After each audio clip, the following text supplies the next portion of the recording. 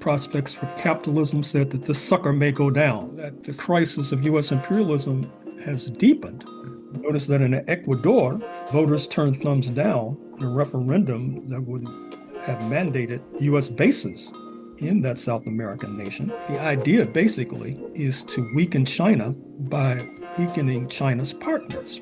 U.S. imperialism is going backwards. It is dusting off 19th century projects in order to somehow preserve its misrule in the 21st century.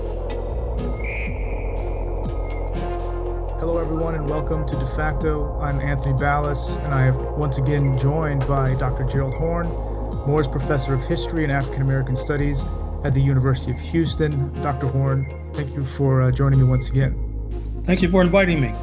Today, we're going to be talking about your book, Blows Against the Empire. Of course, we have a new edition of this book that was just released by international publishers this month or last month, at least within the last few weeks. And I just thought I'd ask you, Dr. Horne, initially here, why did you write this book in 2008, and then why are we re-releasing it in 2025? I think 2008 was the time of the subprime mortgage crisis.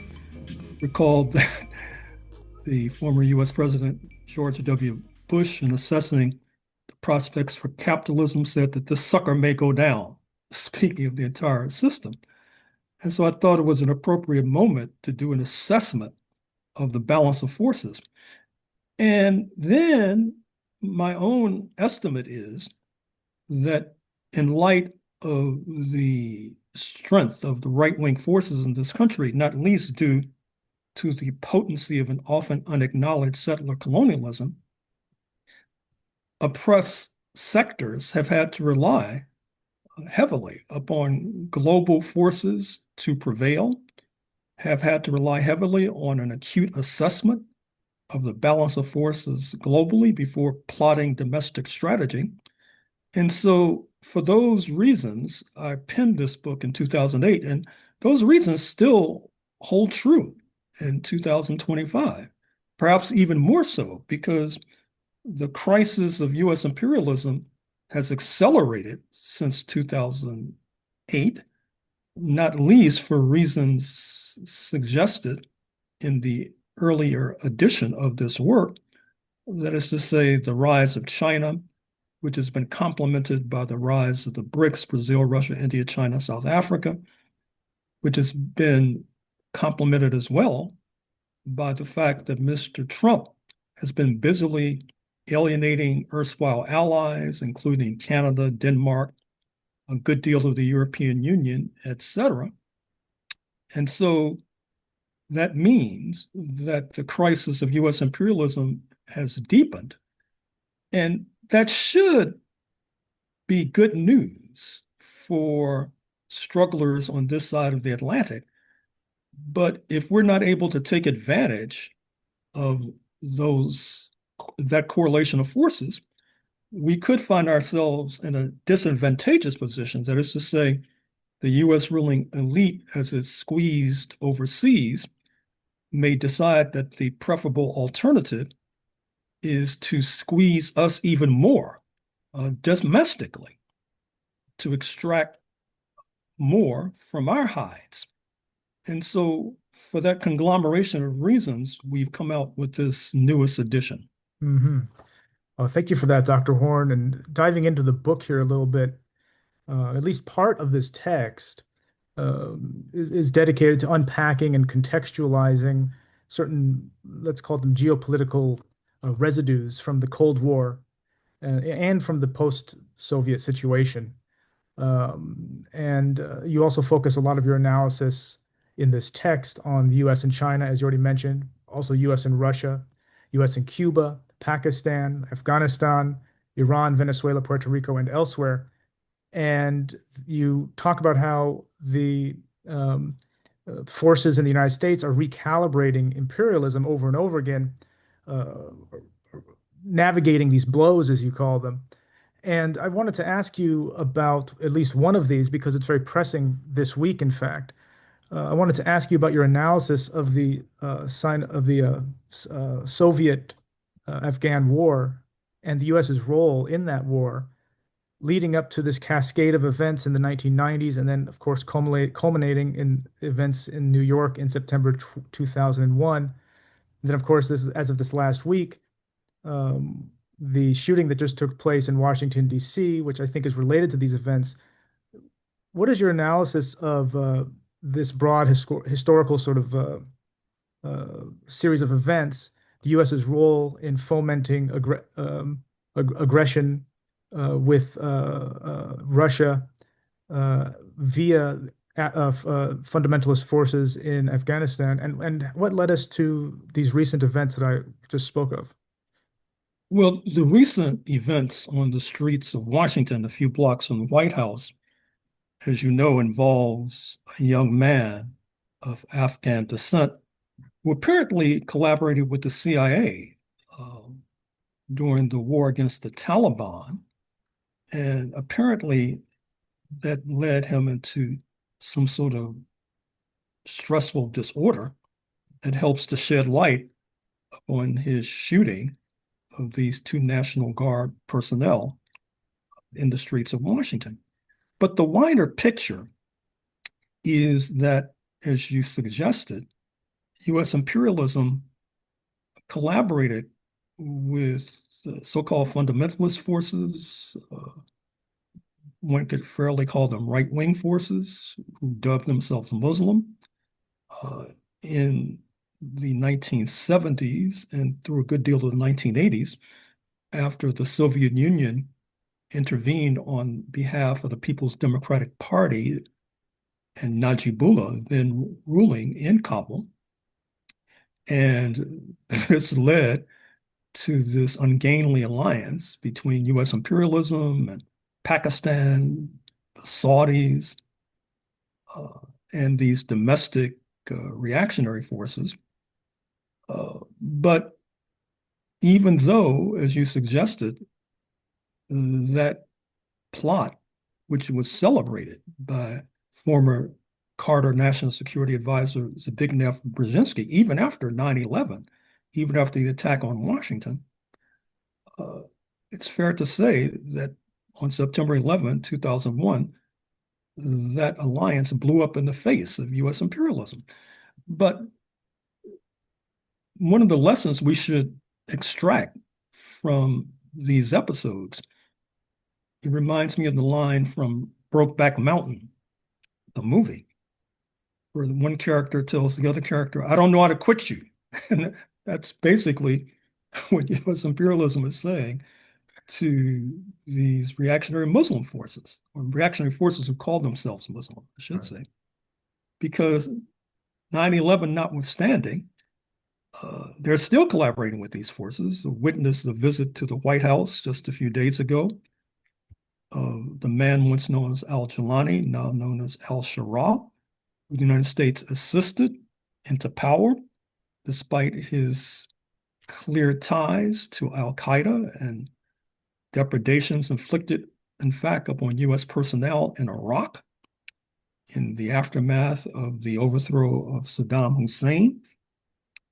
And you could even extend that to the reactionary forces who rule in Saudi Arabia, who were given a princely and majestic welcome in Washington by Mr. Trump, rolling out more than the red carpet on their behalf. And this is something we're going to have to pay close attention to because already you see that these forces are putting the squeeze on Mali, Burkina Faso, and Niger, despite Mr. Trump suggesting that there is an anti-Christian genocide being inflicted in northern Nigeria in particular, and that the United States might be tempted to go into Nigeria with guns a-blazing, to use his phrase. It's obviously the height of hypocrisy, since on the one hand, the United States collaborates with these forces. On the other hand, it threatens to wipe them out. I think you should take the former more seriously than the latter. Hmm. And on that note, there's also a collaboration, it would seem, between Donald Trump and the singer-songwriter and rapper known as Nicki Minaj, who has been sort of the face of um, projecting these sort of contradictions um, having to do with Nigeria and the alleged persecution of Christians. I wonder if you have anything to say about that. Well, what concerns me in particular about that episode is the potential impact in Trinidad and Tobago, her homeland, and neighboring Guyana. Both Trinidad and Tobago and Guyana have substantial populations of African descent, but substantial populations of South Asian descent, the latter containing a modicum of Muslims. And this charge by Nicki Minaj could worsen and intensify tensions between these particular groups. And of course, supposedly she's bargaining for a pardon for someone close to her, which is why she's carrying water for the Trump team. But I think that she was ill-advised because this charge by Nicki Minaj could easily lead to a consumer boycott, which could damage, if not wreck, her entire entertainment career. Mm-hmm. I'd like to also ask you about the situation in Venezuela, or maybe I should say the situation between the United States and Venezuela, which you not only write about in this book in terms of the United States' decades-long, if not longer, obsession with their state-owned oil reserves, but as well, I'd also like to ask you about the Trump regime's current aggressive posture toward Maduro and the military actions that have been taking place in the Caribbean Basin. And by that, I'm of course referring to these extrajudicial and extraterritorial murders of Trinidadian fishermen who've been the targets of U.S. drone strikes in the region. Dr. Horne, how did we arrive at this point with Venezuela? And what's your analysis of this situation and this aggression from the United States? Well, it's all about oil. The fact that Venezuela probably has the most substantial proven oil reserves on planet Earth. You should not see it as coincidental that nations with whom the United States is crossing swords all have substantial reserves of petroleum, including Iran, including Russia, for example, including Nigeria, for example. And likewise, all of the aforementioned nations tend to have positive relations with China. And the United States is finding it difficult to confront China frontally and directly. So the idea basically is to weaken China by weakening China's partners. China, of course, has sent a considerable amount of capital to Venezuela. Repaying loans could be jeopardized if the United States overthrows the Maduro regime. And the fact of the matter is that Mr. Trump came into office pledging that he would drill, baby, drill. And of course, he's trying to keep that pledge by drilling in sensitive regions off the coast of California, drilling in Alaska.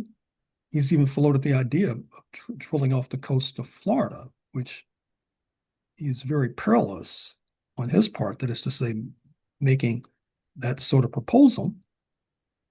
And I think as well that the Trump team feels that it could have positive knock-on effects if they are able to destabilize the Maduro regime, because that would have negative repercussions for Colombia, just next door. It might even have negative repercussions for one of Venezuela's neighbors, speaking of Brazil, with which the United States has had complicated relations. First of all, slapping exaggerated tariffs on the Lula regime, and then being forced to remove them because Supposedly, it was contributing to inflation concerning coffee in particular, which is imported in sizable amounts from Brazil. So that's the political economy of this crisis in Venezuela. And needless to say, knocking off the Maduro regime would obviously have significant negative ramifications for Cuba, for example. And at the same time, it could allow the United States more opportunity to tighten relations with countries like the Dominican Republic. For example, press reports have indicated that of late, the DR has been collaborating with U.S. imperialism concerning its more malignant plans, and that probably could accelerate if the Maduro regime is overthrown. Hmm.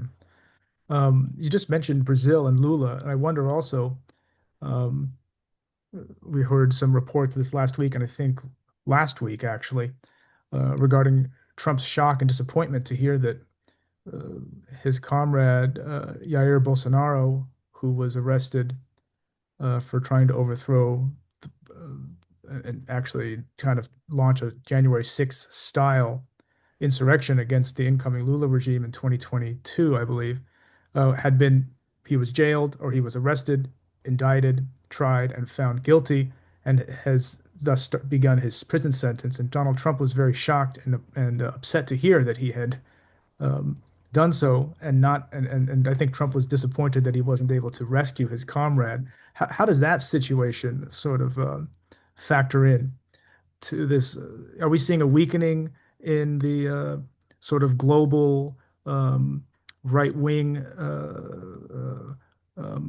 right-wing internationalism that you and I have been speaking about the last couple of years? Well, that's possible, but keep in mind, Mr. Trump has just given a pardon to a former president of Honduras, who just in 2024 was sentenced to a lengthy prison term, supposedly because of drug dealing, amongst other transgressions.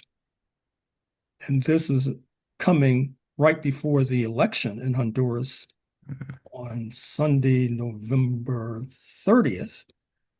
And Mr. Trump has pledged that if the conservatives do not prevail, that so-called U.S. aid will be curtailed.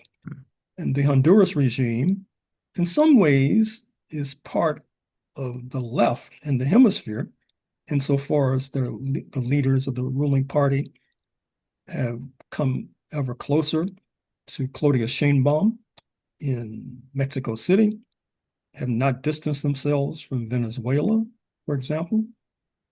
But I think the fact that Mr. Trump found it necessary to ease tariffs against Brazil, which obviously weakens his attempt to bolster Bolsonaro, is an indication of the fact that, at least in the hemisphere, there are problems. Now, of course, you're going to have the runoff in the Chilean election within a few days. And even though a communist came up with the most votes in the first round, most prognosticators suggest that will not occur during the second round, and that a conservative, we are told, will be elected the next leader of Chile.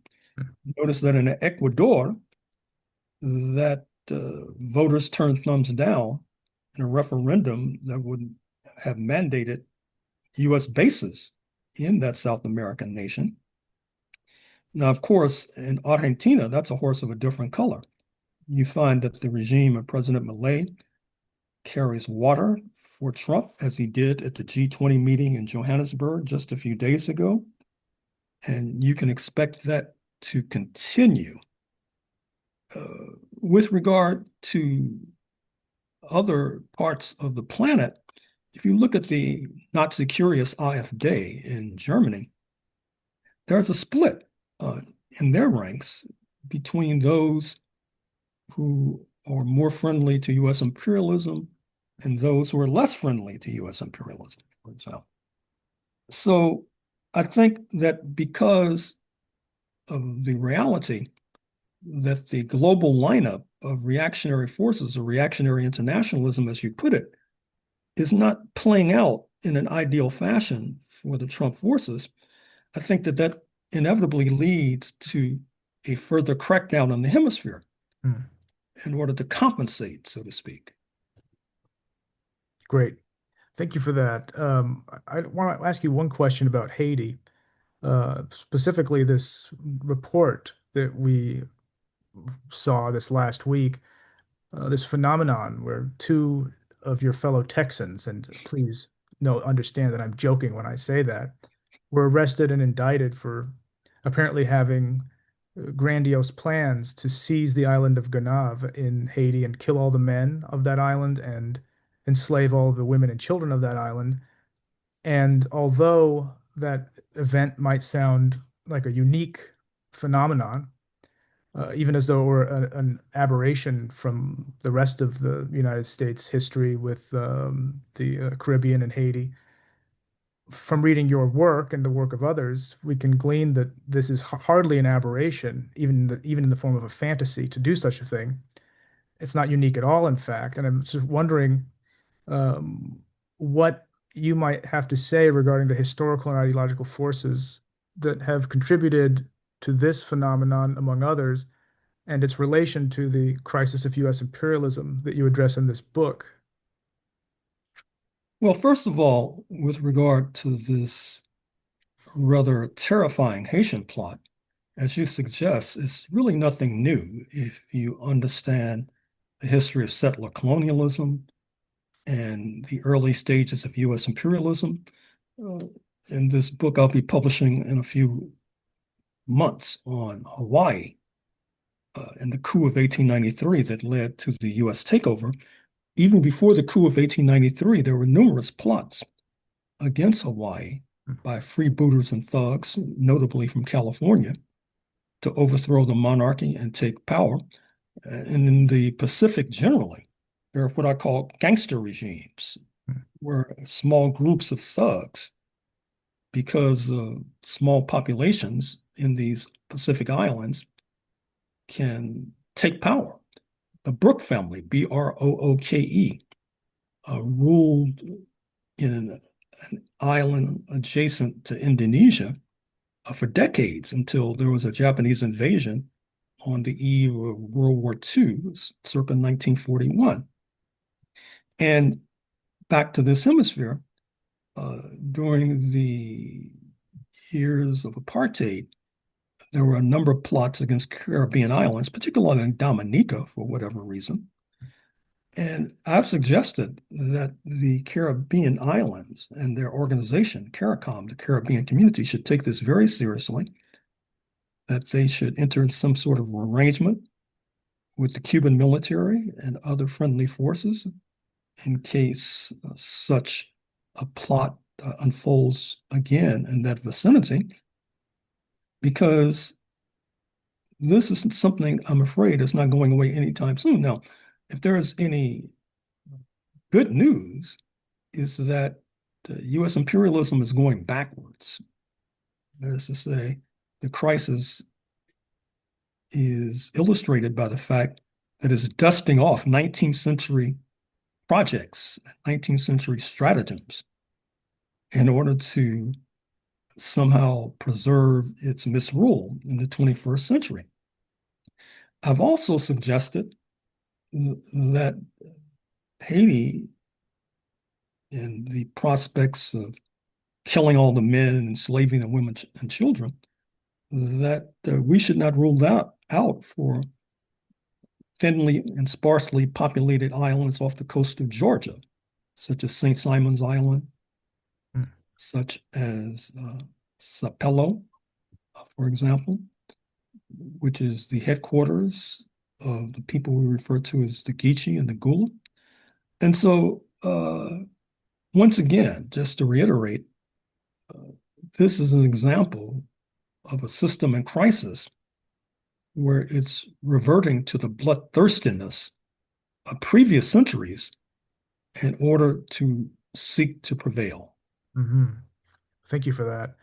I have just one more question here for you tonight, Dr. Horne. Um, Sort of more of a strategic question, I suppose. In fact, let me actually just read a quick passage from your text. from the introduction. You describe globalization as a force that either must be harnessed in favor of the working class and its allies or harnessed against us. And I'm wondering in 2025, uh, just about 20 years after you wrote this text, how might the working class, our friends on the left, as you like to put it, and the progressive forces in the United States and in the Western Hemisphere more generally, I suppose, think strategically and analytically about the crisis of U.S. imperialism? Um, I know you and I have had several discussions previously about the prevailing sort of ultra-leftism that you've diagnosed in the United States with regard to domestic politics, but I wonder also if you have any insight as to that sort of ultra-leftist um, style of analysis, let's call it, and how it might manifest in terms of the geopolitics at a global scale. Any insights on that front?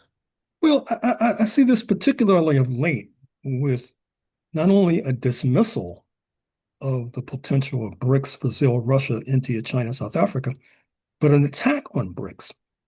And I think that's really a bridge too far because, as I've suggested, there are those of us in the oppressed sectors who feel that we need all the help that we can get.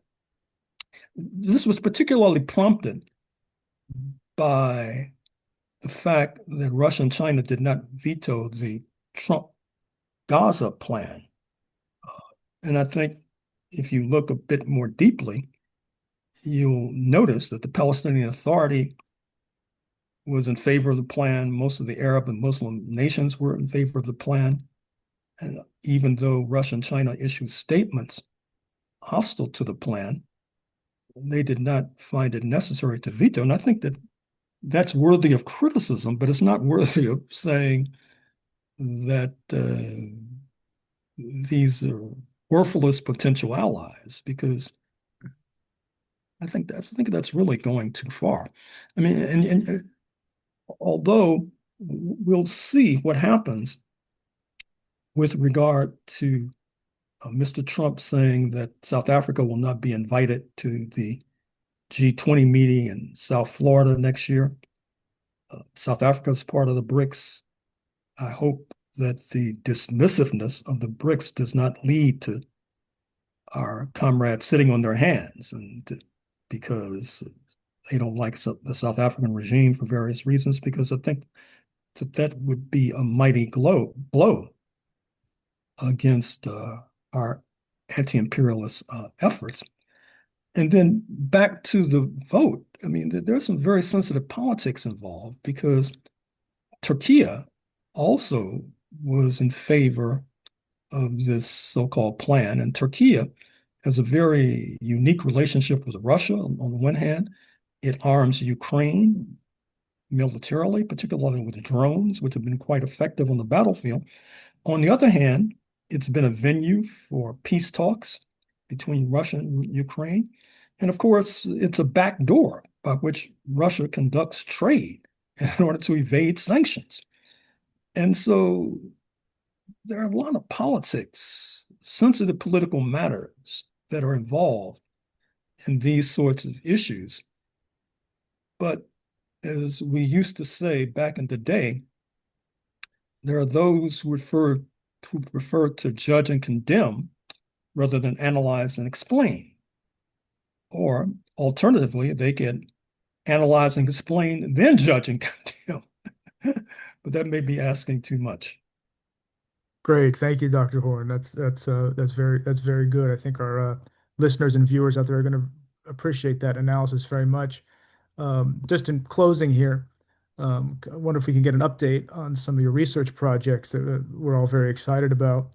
I know that you're working on at least two, perhaps three books currently. Can you give us any update as to when we might expect some of those works? Well, the aforementioned book on the South Pacific, The Counter-Revolution of 1893, the Hawaiian Coup, and the Roots of U.S. Imperialism, the Asia-Pacific Basin, will be out in a few months. Of course, Hawaii, as the title suggests, is the centerpiece of this story, although inevitably I deal with China, for example, and Indonesia, Philippines, of course, Philippines War, 1898 going forward, was a signal development in the evolution of U.S. imperialism.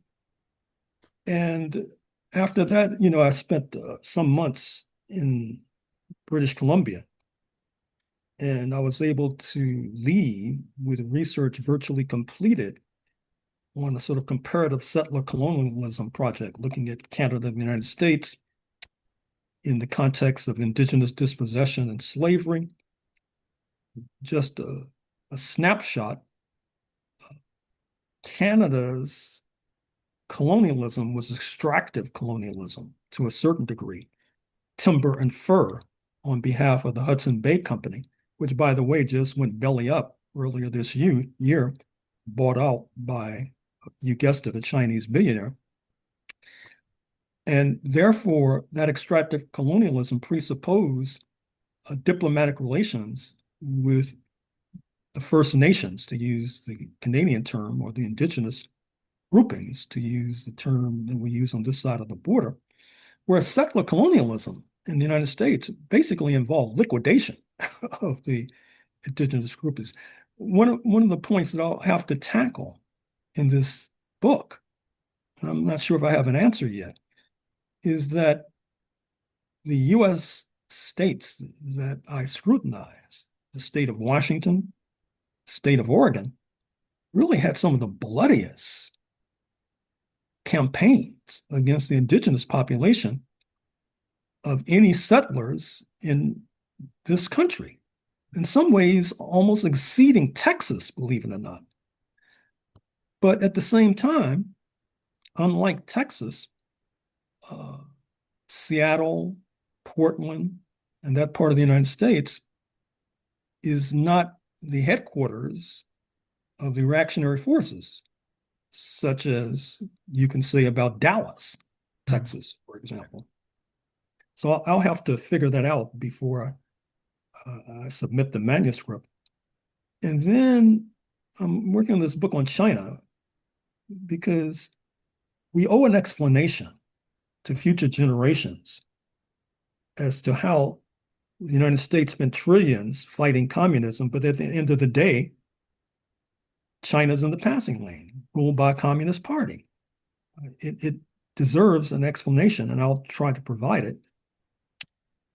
And what else am I working? I'm working on a book on Mississippi slavery. My roots are in Mississippi, and so it's like returning biographically to where I came from to a certain degree. And one of the themes I'm already pursuing in terms of the research is the interrelationship between indigenous dispossession of the Choctaw in particular and the growth of enslavement, because the two tended to go hand in hand. That is to say, quote, clearing the land, which then allows for the implantation of a so-called cotton kingdom. Mm-hmm. And I'm writing, as we speak, this book on what I call slavery and white supremacy in Africa. I mean, it begins with the fact that after the United States kicks out the British at the end of the 18th century, they find themselves vulnerable, like many European nations were vulnerable, to depredations inflicted by those on the so-called Barbary coast, Morocco through Algiers in particular, Tunis, Tripoli. Of course, the Marine Hem is from the halls of Montezuma to the shores of Tripoli. So this involved enslavement to a certain degree. And what I've already written is that the United States gains a lot of credibility by the fact that it's able to inflict mighty blows on Algiers in particular, which softens up Algiers to be seized by the French colonialists in 1830, leading, of course, not up to independence by 1962 after a bloody war.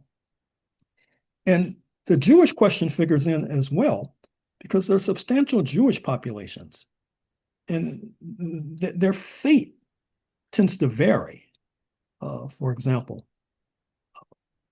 that is to say, the way they may be treated or maltreated in Algiers is not the way they're necessarily treated in Tangier in today's Morocco or Casablanca, for example. And what I find is that